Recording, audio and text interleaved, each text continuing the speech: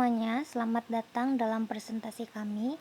Semoga teman-teman semua dalam keadaan sehat dan semangat mengikuti pembelajaran hari ini.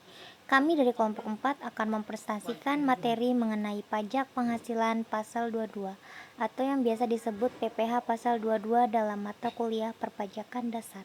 Adalah perkenalkan anggota kelompok kami, yaitu ada saya sendiri, Happy Damar Darmawan, terus ada teman saya yaitu Herlina, ada teman saya lagi yang ketiga adalah Hasbi.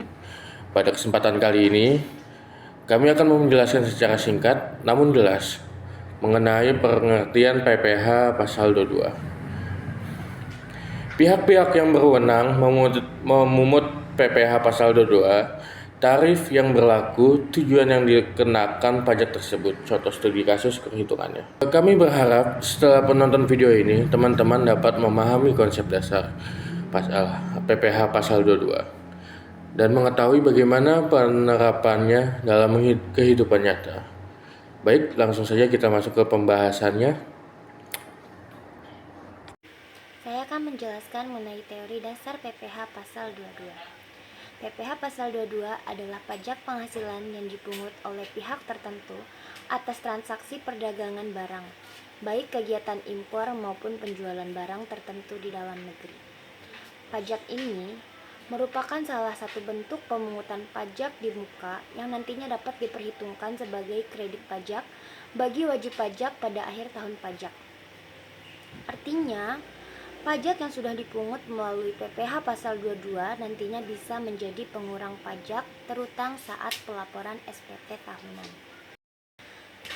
Adapun pihak-pihak yang memungut PPh pasal 22 antara lain. Yang pertama, ada bendahara pemerintah. Baik pemerintah pusat maupun daerah ketika melakukan pembelian barang dari rekanan. Lalu yang kedua, Direktorat Jenderal Bea dan Cukai, yaitu saat terjadi kegiatan impor barang dari luar negeri. Lalu yang ketiga, BUMN atau BUMD tertentu yang melakukan pembelian barang dari wajib pajak. Lalu yang keempat, perusahaan industri atau badan usaha tertentu yang bergerak di bidang penjualan produk tertentu seperti bahan bakar minyak, semen, rokok, baja, otomotif, dan sejenisnya. Tujuan dikenakannya PPh pasal 22 adalah mempermudah pemerintah dalam mengumpulkan penerimaan pajak, mengawasi transaksi perdagangan yang bernilai besar, menjamin kepatuhan wajib pajak dalam memenuhi kewajiban perpajakan, menambah pemasukan negara secara berkala sepanjang tahun berjalan. Tarif PPh pasal 22. Tarif PPh pasal 22 berbeda tergantung jenis transaksi yang dilakukan. Beberapa contohnya yaitu pembelian barang oleh bendahara pemerintah dikenakan tarif 1,5% dari harga pembelian dan tidak termasuk PPN. Impor barang oleh wajib pajak yang memiliki API dapat dikenakan tarif 2,5% dari nilai impor. Untuk wajib pajak yang tidak memiliki NPWP, tarif biasanya lebih tinggi sesuai ketentuan yang berlaku. Jadi, besarnya pajak tergantung pada jenis transaksi dan pihak yang melakukan kegiatan tersebut. Terima kasih, saya akan menjelaskan contoh studi kasus perhitungan PPh pasal 22 agar lebih mudah dipahami. Misalnya sebuah instansi pemerintahan membeli perangkat komputer dengan peralatan kantor dari PT Maju Jaya dengan nilai pembelian sebesar 50 juta. Harga tersebut belum termasuk PPN. Karena pembelian dilakukan oleh bendahara pemerintah, maka transaksi dikenakan PPh pasal 22 sebesar 1,5. Langkah perhitungan adalah PPh pasal 22 menggunakan tarif X dasar pengenaan pajak PPh pasal 22 sama dengan 1,5% dikali 50 juta. PPh pasal 22 sama dengan 750.000. Jadi jumlah pajak yang harus dipungut bendahara pemerintah adalah sebesar 750.000. Maka pembayaran kepada PT Maju Jaya adalah 50 juta dikurang 750.000. Hasilnya 49.250.000.